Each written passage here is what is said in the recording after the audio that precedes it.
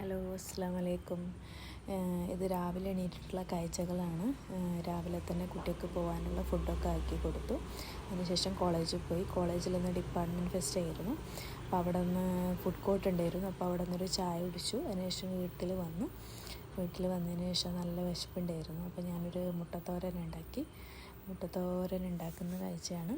സിമ്പിളായിട്ട് ഉണ്ടാക്കാൻ പറ്റുന്നതാണ്. അതിന് ശേഷം ഞാൻ കുറച്ച് ചോറും പിന്നെ രാവിലെ ഞാൻ പോകുമ്പം ഉണ്ടാക്കി വെച്ച മത്തൻ കറി ഉണ്ടായിരുന്നു. ഇത് ഞാൻ ഇന്നലെ ഇട്ട് വെച്ച അച്ചാറാണ് കേട്ടോ.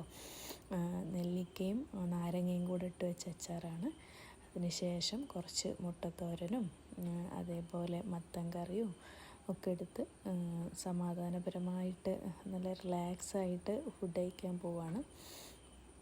മത്തൻ കറി നല്ല ടേസ്റ്റ് ഉണ്ടായിരുന്നു കേട്ടോ. നല്ല കോമ്പിനേഷനാണ് ഈ അച്ചാറും മത്തൻ കറിയും ഈ മുട്ടത്തോരനും. വേറെ അധികമൊന്നും സാധനങ്ങളൊന്നും വേണ്ട ആവശ്യമില്ല.